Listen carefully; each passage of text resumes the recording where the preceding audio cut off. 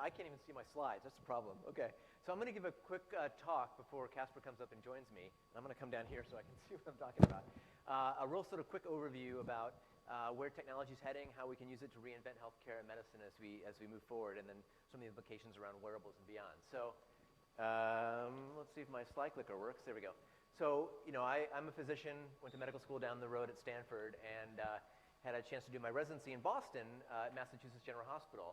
And I think it's interesting if we want to look at the future of medicine to kind of look at sort of where we are today. And I had a chance to do that a couple years ago at a reunion for the 200th anniversary of Mass General. So a chance to have reunite with the guys and girls I was in the trenches with. And at MGH, there's a famous old building where a lot of medical history has happened. And in that building is a special room called the Ether Dome. And it's called the Ether Dome because in 1846, this lucky patient was the first patient to get general anesthesia with a surgery. Before that, they would literally bite the bullet. I think this picture is before HIPAA laws came into bear. And if you go to the Ether Dome today, it's pretty much frozen in time. Looks like it just did in 1846. You can actually see the ether sponge that was used in that actual case in that room. So it's frozen in time. I wandered down the hall about 4 minutes away to the ward where I spent my first month as a brand new doctor, terrified, at MGH. And to my shock and dismay, that was also frozen in time. We had the same alarms beeping, some of the same nurses, some of the same patients. The only difference was that the intern on call was pushing around a pretty old laptop, had to type out the electronic medical record and put a paper version in the chart, and they were still using the epitome of healthcare technology, the fax machine, to send orders back and forth to the pharmacy. And my thought was, medicine in many ways is still being practiced like 1846, based on old silos, old definitions, old thinking about technology and the way healthcare is patterned, and often in siloed health information and departments.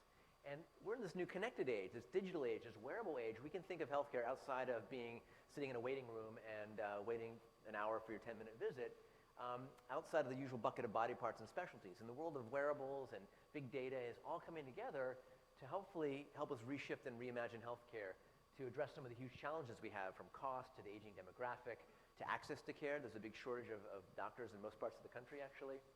We have in this era a torrent of big data, some of it from our wearable devices, but how do we make that actionable information? And while a lot of these technologies are emergent or somewhat here, the challenge is who's going to regulate it. Our friends at the FDA don't often know how to do that yet. And who's going to pay for it? Our friends, the payers. Two meta trends are happening that's affecting healthcare from wearables and beyond is how do we pay for medicine? Today we spend most of our dollars on the folks who are sick, and we don't really practice healthcare, we practice sick care. That's where the incentives mostly lie. Technology is starting to shift that to prevention and wellness, and wearables can play a role there. Another important element is where does healthcare happening? Traditionally in the hospital, in the ICU, but increasingly healthcare is happening outside the hospital, on our homes and on our bodies. So those are two meta trends that are happening. And as we think about the future of health and medicine, I think we need to appreciate how quickly things are moving.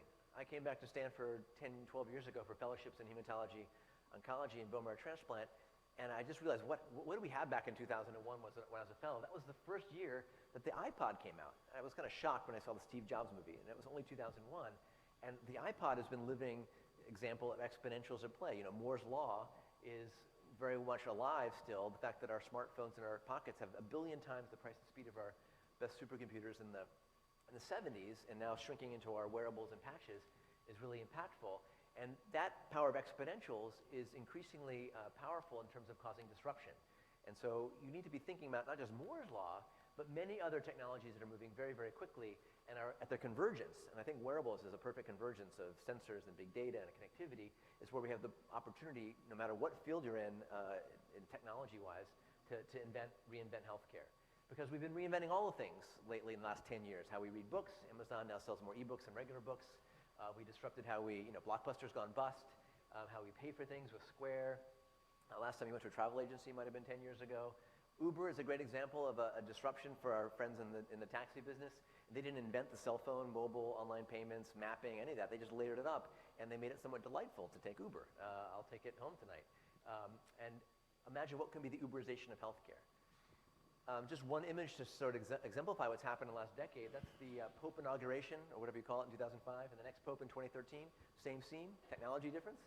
And that behooves the point that Kodak actually had their Kodak moment. They actually invented digital photography, but didn't pay attention to its trajectory, and they went bankrupt while Instagram sold for $1 billion a couple years ago. So for those of us in the healthcare realm, we want to think about where the trends are heading and how do we reinvent health and medicine.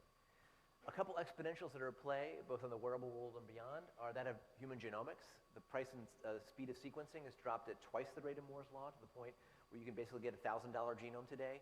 You can spit in a tube with 23andMe and get 1.6 million base pairs analyzed. That's, even though they're having their issues with the FDA, quite powerful information.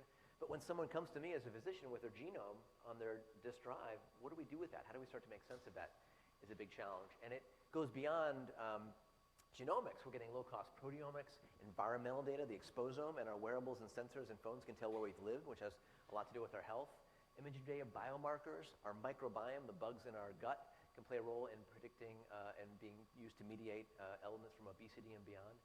So we're really moving to this interesting world, not just of personalized medicine or precision medicine, but participatory medicine, where this data can be gathered from many of us and we can share it in impactful ways as we move downstream. Back to a couple exponentials at play. Imaging data is certainly getting interesting. We can now do what used to take hours or weeks of computation on the fly to help our clinicians and intensivists do better interventions. For the world of neuroscience, we can not only see the brain and its amazing anatomy now, but understand the connectome, and that plays a role in understanding psychiatric diseases and mediating all sorts of elements, including earlier and better ways to pick up diseases like Alzheimer's, maybe 10 or 20 years before it becomes clinically evident, so we can be much more proactive. There's a San Francisco company called NeuroTrack that can tell by eye tracking with a $10 eye tracker and a laptop if you're likely to get Alzheimer's not 10 years later. So new ways to pick up disease. And some of our friends, let's say in cardiology, are going to be disrupted by this convergence by taking, for example, instead of a catheter up to your heart, a 6-minute CT scan, 30-second CT scan, send that data to the cloud and computationally figure out what your blood vessels are doing and be able to determine if you've had a heart issue, whether you need a stent or a bypass. If you do need a stent, you might 3D print that stent to match you.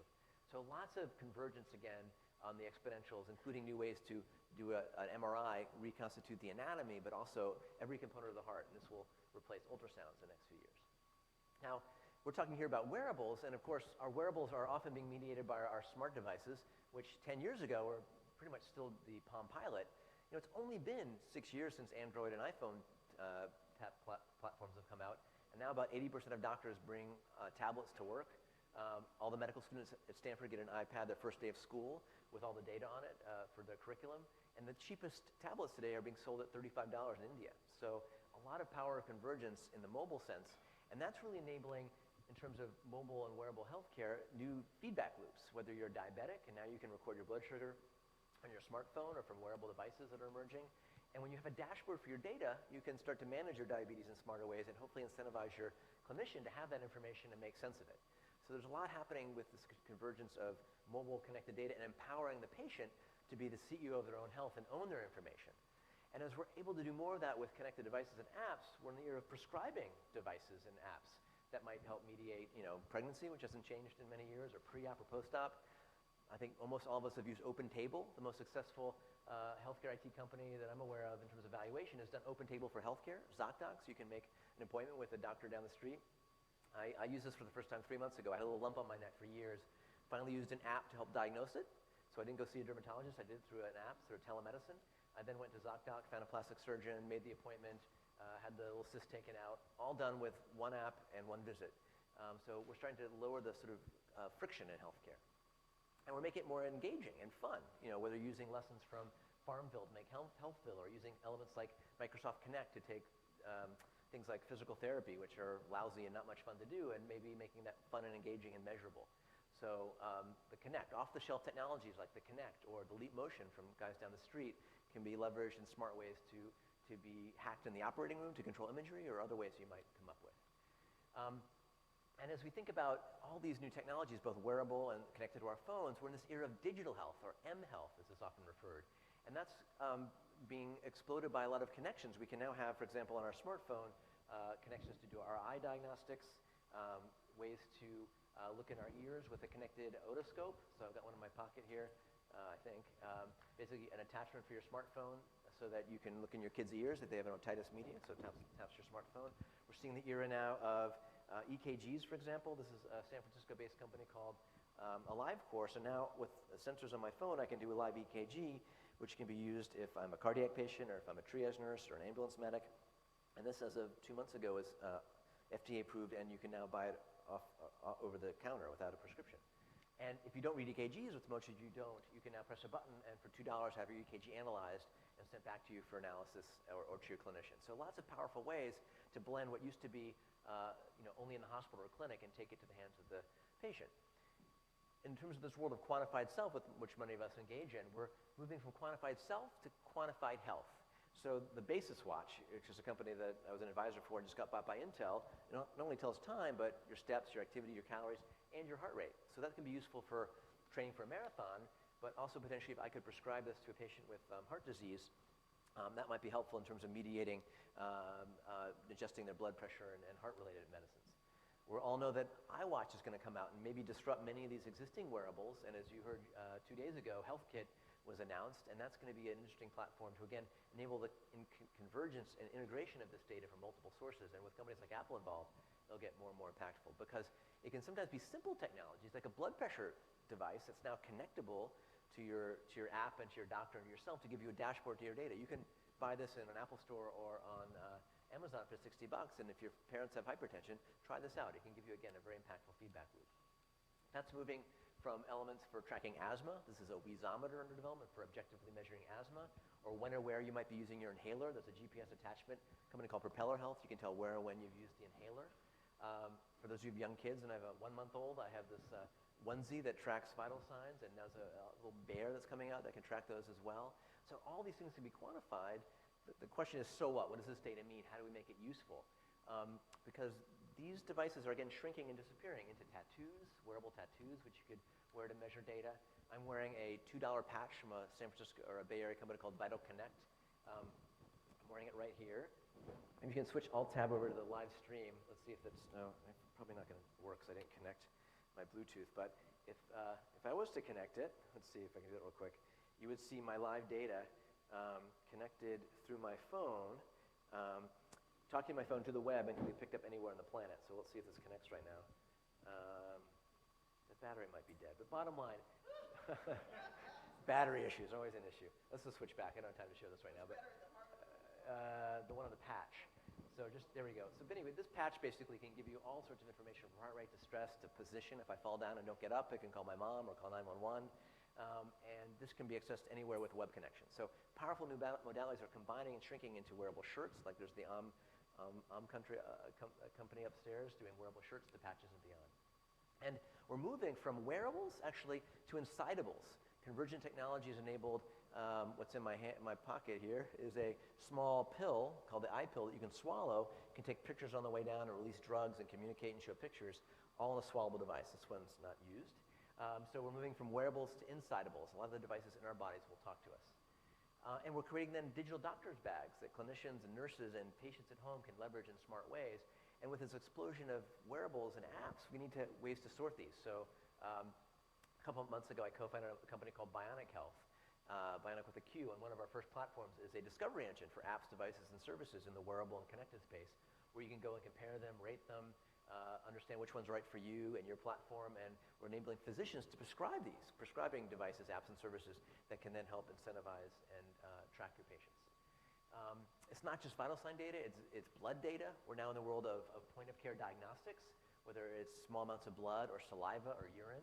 There's now, for example, imagine a urinalysis, pretty standard way to dip urine, but now if you can dip your urine and take a picture of it, this is urine dipstick, and then you can objectively measure that data and report it back. Or spit into a little tube and determine whether you have influenza or not, and again, take a picture with your camera and the app, and it can do the diagnosis and send information to your friends, family, and doctor.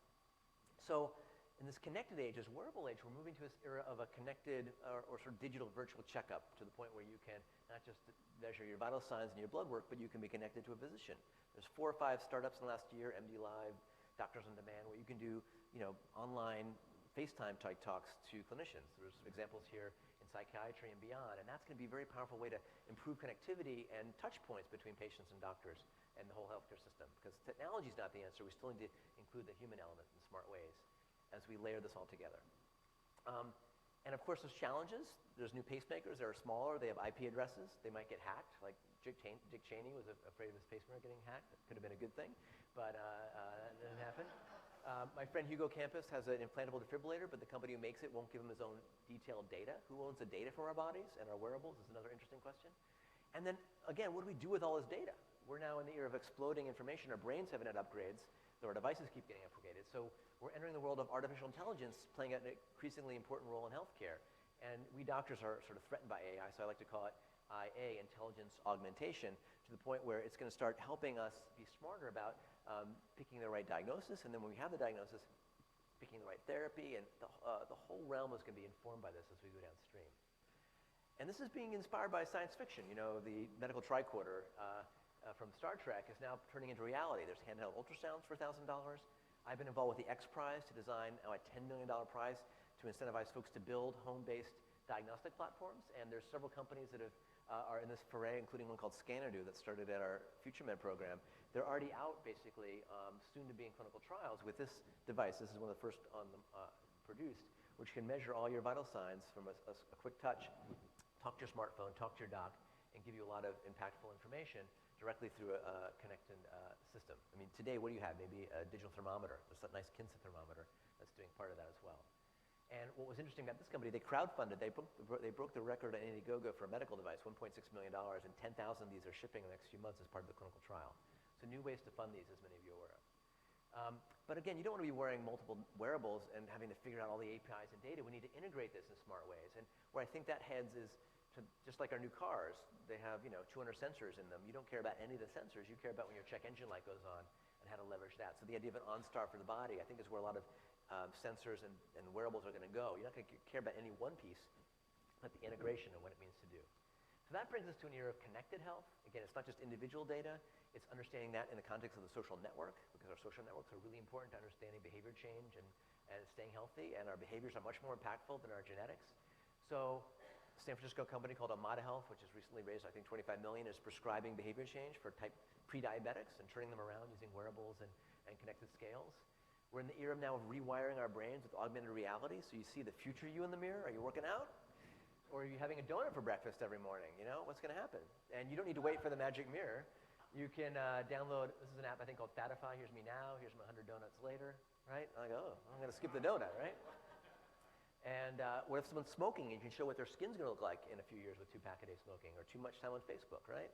And I think you heard about Oculus Rift being acquired by Facebook. Watch that space. Augmented reality, our brain doesn't know the difference between augmented and real. And that can play a powerful role in changing our behaviors.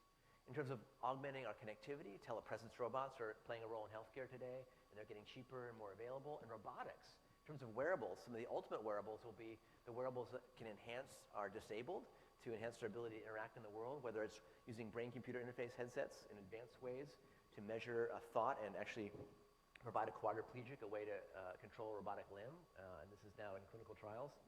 That's the limb. This is a woman giving her first drink of coffee in 15 years just by thinking. And now we're in the era of wearables. The one I'm wearing, I've got the brand new Muse headset from my friends at Interaxon, which I've got the brand new box. I've got one of the very early versions that's on sale now. This can be useful to be prescribed for meditation, for relaxation, for ADHD. Kids have been used on similar trials, and they can show with using these devices, they can learn to focus and get off Ritalin. So there'll be lots of ways to use BCI headsets and consumer versions downstream. And wearable robotics, truly wearable, Exobionics across the bay in Berkeley has developed a device. So now, in this case, a paralyzed patient can wear, she's paralyzed from the waist down, can walk. And many of the parts of this are 3D printed to match her own anatomy. So watch that space. It's going to be really impactful downstream. Now, we also might want to not just wear robotics to cure spinal cord injury, help spinal cord injury. We want to cure it. We're in the era of stem cells and personalized stem cells. That's blending with 3D printing today. So 3D printing, another fast-moving convergent technology. There's a 3D printing pen upstairs, is impacting healthcare in interesting ways, from parts for orthopedic devices, so you can match the prosthetics or have something for a fractured arm, or I can print a little miniature version of me, which is kind of fun to have in my pocket. But that could be used to make a wearable prosthetic for someone who's lost part of their face, or a bionic ear, or insidables. Again, we're at the era of the early stage of printing complex organs, starting with simple things like kidneys and tracheas, but moving eventually to more complex organs. So lots happening in that space. I'm going to speed up because I'm almost out of time. Okay. Why am I talking to you about this? I chair the medicine track at Singularity University. Who's heard of Singularity University? A few of you? Okay. It's based at NASA Ames in Silicon Valley. We've been around for 5 or 6 years. We have a 10-week summer program, come visit. But we also have 1-week programs with the whole idea is to get your brain wired around exponential technologies, medicine, biotech, robotics, AI, et cetera, and use those to address big challenges like poverty, education, and healthcare. We've had several amazing companies and ideas come out of it, from using drones to deliver drugs and vaccines, which has been piloted in Haiti, to wearable gloves that can enhance a physical exam with ultrasound and other sensors in the glove for the physician or the patient. I started a program 3 years ago called FutureMed, where we look at where technology can take healthcare. And we've grown that program, and it's not just physicians, but anyone like yourself from any technology field who come together. We've grown the program. It's now called Exponential Medicine, and we're holding it at the Hotel Del Coronado. This is last fall. Hope some of you can come join us to help reinvent, rethink healthcare. And the theme there is that the future of medicine is not just from traditional innovators in healthcare. Even Google's getting back into the healthcare space. It requires folks from all sorts of realms. There's a health data palooza that just happened in Washington, D.C. We've got incubators like Rock Health up the street that have been very involved. And we're taking other folks, like designers, to help rethink how these technology comes together and is usable. And we can take lessons in the design field from other fields like aviation. I've been a pilot for 20 years, learned to fly in college. Then I was a flight surgeon in the Air National Guard for 12 years, flying in fighter jets and taking care of fighter pilots. And there's lessons to take from the flying world that applies to wearables and healthcare, from checklists that have made flying safer, so we don't cut off the wrong leg. Checklists are now used in the clinical environment in many ways. We're seeing the era now of the idea of simulation. Simulation has made flying a lot safer. Now we're applying simulation to train physicians, nurses, and everybody else in healthcare. So instead of the old mantra of see one, do one, teach one, we're seeing one and we sim it and we sim it. At Stanford, we have a pretty incredible sim center which brings teams together and stresses them to fail, and we learn from every interaction there. And then how do we see this data? The old round dial cockpits become the glass cockpit. And in the fighter pilot world, we have the heads-up display. Heads-up display is obviously coming to us in a wearable form, and we need different data if we're in a dogfight or in bad weather, and we need to see this information in powerful ways to make it actionable. And that's I think, really starting to apply itself in healthcare, because the data from our wearable devices and sensors and this Internet of Things need to be smart. So imagine a healthcare GPS, and I'm trying to lose weight, let's say. It says, Daniel, go right to the gym, not left to McDonald's, right? And I can hopefully present that in a smart way and not be overwhelmed with it. Like, look, squirrel, Starbucks. You have to present it in a layered element. Last example would be, and of course, these dashboards, as you've seen here, I've never seen so many glass in my life as in this conference. It's coming to healthcare. Glass is going to be, I think, the perfect use case in the clinical setting, because now for clinicians, surgeons, we can take this information and bring data about our patients right in real time when we walk into the room, or for a surgeon, we can see vital sign data, checklists, imagery data. This has already been pioneered in several realms in the last few months. I think it's probably one of the best use cases for glass and similar technologies in the near term. So in the near future, you may see your breakfast one way, and then another way, and you might, think about it differently as you go. All right, last point I'll make. Oh, and by the way, glass is now really being involved. All the medical students at UC Irvine were just given a pair of glass, so imagine what they'll do in the next couple of years with this. This will look as kludgy as an iPhone 1, I think, pretty soon. Last example I'll give will be radar. If we could see other patients like us, or my patients, or patients with certain genetic issues, just like with Google Maps and Waze, and if we can build a map of Rome just with driver data, what if we can build a map of our health data? And just like you give up a little privacy with your Google data, that provides you insight about what your maps might be and better routes to work. I think we can apply the same sensibilities into healthcare. So in conclusion, as physicians and as patients, we've kind of been flying a little bit blind lately, but we have a whole new sphere of rapidly moving technologies we can put together in smart ways. They can create bio-weather maps from just our Google searches, like flu trends. We can know from our social network who to shake hands with and not shake hands with. And we'll have, that data's there, by the way. When we can see and own our own information, I think we can be much more impactful as we go downstream. So think about healthcare in terms of systems, in terms of complex context, in terms of design and utility. And hopefully we can shift health and medicine from where it's been for eons, very episodic and reactive. We wait for the heart attack or stroke to happen, and we get our data once a year when we get our lab value, to become much more continuous and proactive in wearables. And the data around it is all going to start playing a key role in that as we go from quantified self to quantified health. So I think with that, I'll sort of finish up, and I would encourage you not just to be blood and organ donors, but to become healthcare data donors. And I think if we're smart about that, we'll bring us a whole bright new world, including my world of oncology, where almost every tumor is sequenced, and we understand it with AI analytics, and we shift our perspectives. Okay, so with that, I'll say just with like Google Glass, it's future's already here, just not evenly distributed. And it's up to us in any technology realm not to just predict the future, but to go out there and create it. So with that, I will say thanks, and we'll go into discussion. All right.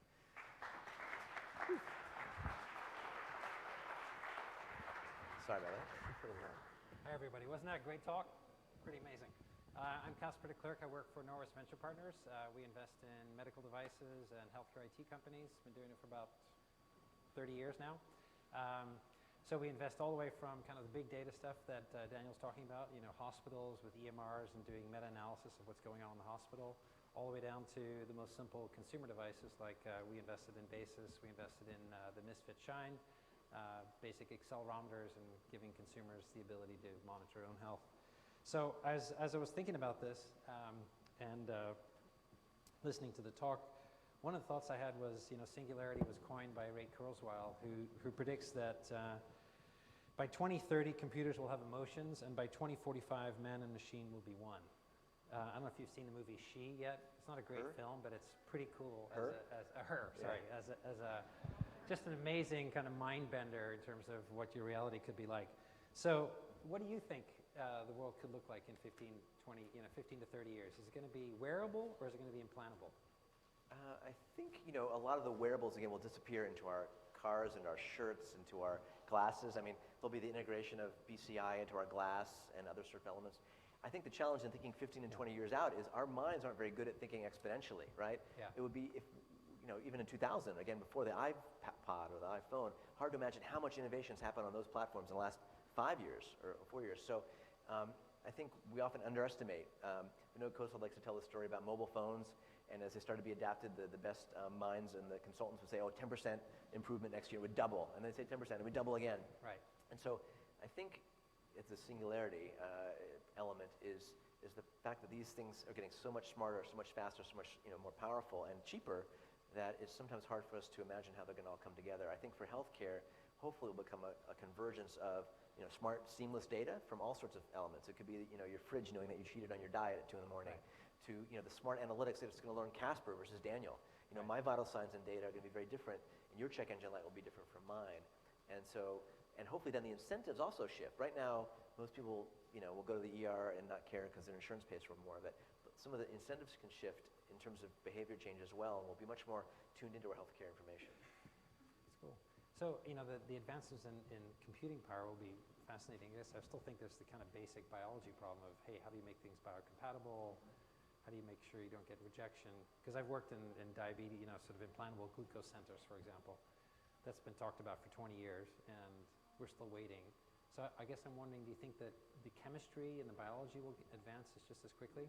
Well, that is advancing pretty quickly. Again, Yeah. from proteomics and genomics as one element to now there's actually one of the Rock Health companies has a patch that will do sort of like the API for the body, Yeah. to pull out real-time analytics of potassium and other elements, which might be useful if you're a cardiac patient or running a marathon. And the glucose sensor, the seamless one has been trying to be developed for years. There's rumors that the iWatch may have some components of that. Or I guess the Google lens, Or right? lens, and the contact lens as well. So, this idea of the point-of-care diagnostics is really going to shift things. Sometimes we're still going to need blood or saliva to get it, but the innovations around that are quite surprising.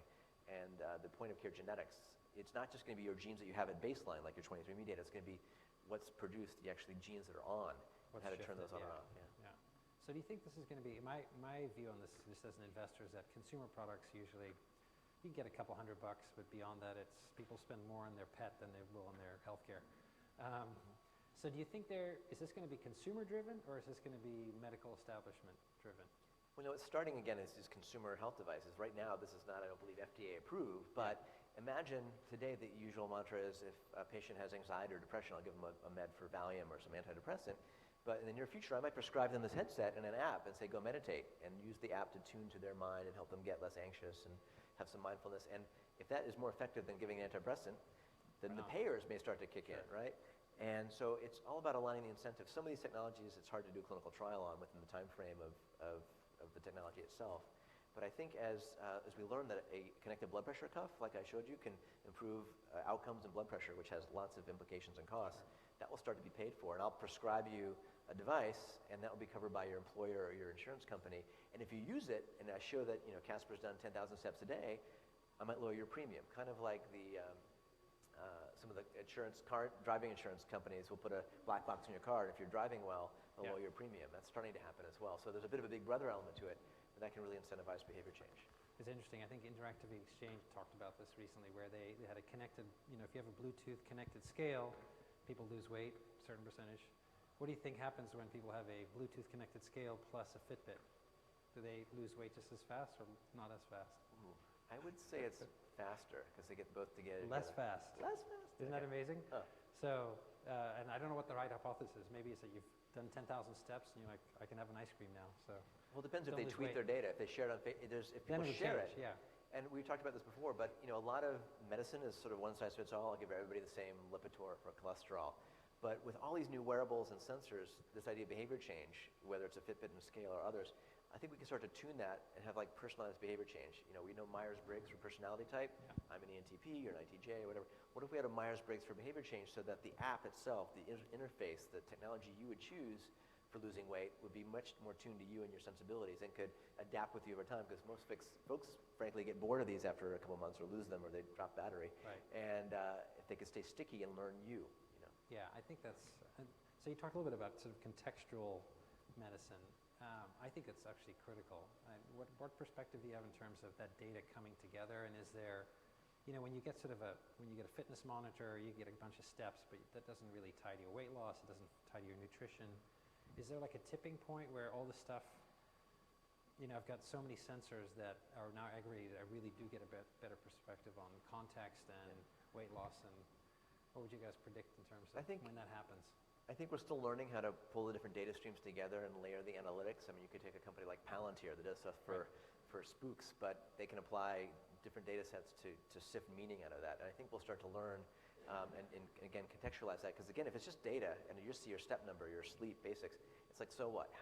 If that can become a sleep coach and say, recognize that, wow, you had coffee at 11 o'clock at night, you're not sleeping well, kind of a duh, but it starts to point that out. And then it gives you push points that are tuned to you, kind of like the Google Now element that could be applied to healthcare, that healthcare GPS, that could be your own trajectory and path to either, get in shape or manage your diabetes or reduce your risk of cancer. I think all those might come together, and there's a lot of analytics companies starting to play a role in this. And AI will, I think, play a role because there's so much data, no one person looking at the chart can make sense of it. And the best examples are taken from in the hospital setting, like sepsis. Someone gets a blood infection and you're a good intensive care unit doc, you're looking at the data and you hope to pick up the heart rate spiking and the temperature and the blood pressure dropping and then give you antibiotics and blood culture.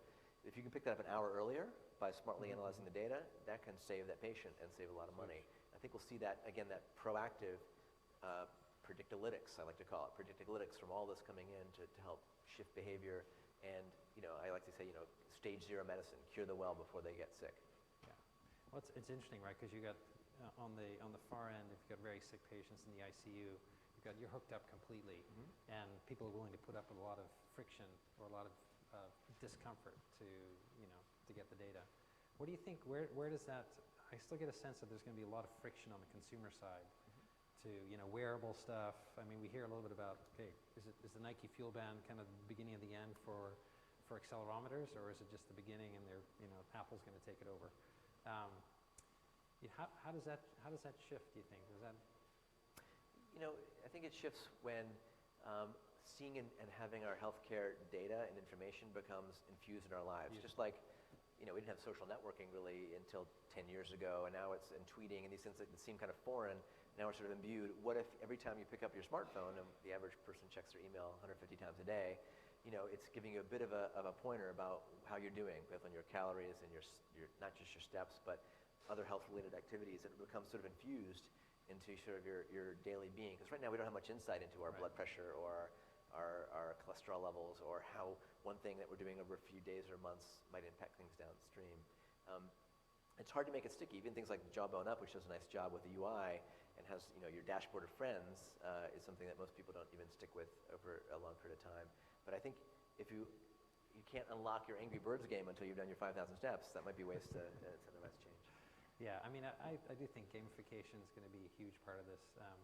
one of the investments we have is in Lumosity, and it's just remarkable. I mean, it's brain games, and it's amazingly sticky for people.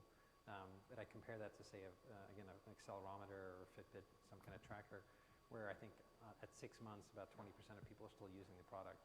So I think there's a real, that missing link of kind of behavior change. I mean, the other bit of data I have is, even for folks who've got cholesterol, that are prescribed Lipitor, I think less than half are taking Lipitor after a year. Right. Diabetes maybe a little bit different, but those sort of chronic diseases, getting people motivated to change, motivated to get engaged. Do you think that's going to change with healthcare reform, or is it like a radical shift in terms of interface, usability, friction? Well, again, some of these, as things shift to this accountable care type of organization where the doctor and the patient gets rewarded for doing the right thing, not just seeing more patients or sending them for a scan, physicians are going to get more incentivized to, again, be proactive and prescribe you certain devices and drugs and regimens. And we can use now the sensibility that most drugs aren't often taken 6 months later. 50% of drugs are not taken as appropriately prescribed. It's low compliance. And now there's a variety of connected pill bottles. So this is not exactly wearable, but contextualized pill bottles or inhalers that can track your activity. There's a company called Proteus Biomedical that puts an RFID in your pill to help track elements. That's a bit big brotherish, but when you can really tell when someone's on top of the regimen, and let's say they are, they can be rewarded in a variety of ways. Their premium can be lower. Their doctor's going to be incentivized to be more on top of that data. The physician, if I have all of you as my primary care patient, I'm going to know which one of you needs to come in and see me that week, not waiting for you to make an appointment. It's going to be much more, I'm going to reach out to the 2% of my patients who have poor blood pressure control that week and do something. Exception reporting. And again, it's all about sometimes the incentives being shifted, because in healthcare it's often very misaligned in terms of where the incentives lie. The hospital CEO wants the beds full. The doctor doesn't want their patients in the ER. So a mix of modalities. Who do you think is going to pay for it in the end? Do you think consumers will pay for their own health care? I do you think that 200 price point is about right, or do you think it's going to be, I've got an HSA, so I'm going to spend $2,000? Well, like a lot of technologies, the cell phone used to be only for the super rich, and now it's become commoditized. With, again, the $35 tablet I mentioned, these will get cheaper and again, disappear into our mobile phones and our wearable watches. So whether it's the Apple Watch or the Samsung or Motorola, some of those $200 placements will be $160 pretty soon. And because we'll be able to show that using these in smart ways incentivizes the whole system and leads to better outcomes in terms of staying healthy or mediating diagnosis or disease or therapy, everyone's going to pay for pieces of it. But the patient's going to become more, again, the CEO of their own health, and will start to be, as we already now, paying more co-pays and have a higher deductible. So it's going to start blending and shifting, and that's going to play a big role. Preventative care. How many folks here would trade your data for if the insurance company paid for the devices? Raise your hands. And how many of you would buy? Maybe an example of the Scanadu. That's a good example. What's the price point going to be on that? I don't know what the price point's going to be, but I would imagine under 200. Yeah, so it's $200. But what do you have today at home? You might have a digital thermometer at most, and maybe a scale. Probably don't have a blood pressure cuff, but if you know you have this at home and you can avoid an ER visit, or know that you really need to go to the ER, or save that doctor visit because your doctor sees your data over time and it's put in context of you versus someone else in your family, just the time saving and stress reduction, I think, will make this pay for itself. I think this will be covered by payers. Cool. How many people would actually go buy it? Let's just imagine it's $200. How many would go buy it for themselves, their kid? About quarter of the population. That's huge. That's not bad, right? 20% times 250 million. We spend people more on our over-the-counter drugs, or sort of elective ones, than vitamins and such, than almost regular prescription drugs. So, these are still early generation, but these will become, I think, commonplace, and you'll start to really understand your own health in a much more interesting way by using this. You don't need to go to medical school. It used to be that the only way you'd access your medical information 10 years ago would be by getting someone to fax you, your medical chart, which would be hard to read, or getting a special pass to go to the Stanford Medical School library. Now the fact that you can go to Dr. Google, and today it's still pretty broad, but the future Dr. Google or Siri will know you. It's going to be Dr. Siri. It will know your health history and your context and where you've been, and will be able to provide much more contextualized answers related to your data from wearables and everything else in context. Good. Well, I think we got 11 seconds. Anybody have a question? Burning question?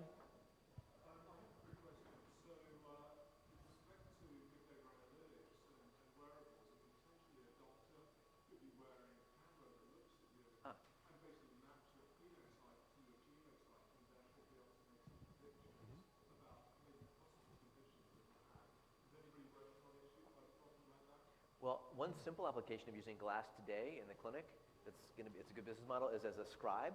So if I'm looking through this and doing an exam on you, someone's actually watching my exam and writing down the notes. So that's one actually nice business model that's being rolled out by a couple companies. But you can imagine facial recognition, other elements could help clue me into something I might have missed on a physical exam. Hopefully today, as good doctors, we pick that up by our training. But as you de-skill things, whether it's the EKG in your pocket or other ways that I can look at you and pick up certain vital sign elements that would clue me into how to triage you if I'm a medic or a person on the street. And by the way, if you collapsed and I was a non-medical person, this could help figure out how to do CPR on you and coach me and call 911. So the integration of that will make non-medical folks have some of the skills of more advanced medical folks, and part of that will be the visual analytics that go into this. I'm more interested in mapping of phenotype to phenotype. So you may have genetic disorders that are identifiable because Oh yeah, through your phenotype. right. This pattern recognition involved, this funny-looking kid syndrome. Yep. Spacing between eyes, facial structure. Right. Yeah. Exactly. That's what good clinicians will do. That's what some of the analytics will do on top of that, are starting to do with like apps that will do dermatology and say, is that a mole or a melanoma? So that exactly is coming in many powerful ways, and will disrupt dermatology, radiology, and other fields that are very much pattern recognition based. There's another, actually right after this is an interesting pair. You should listen to Noor, because she's doing exactly that with Google Glass.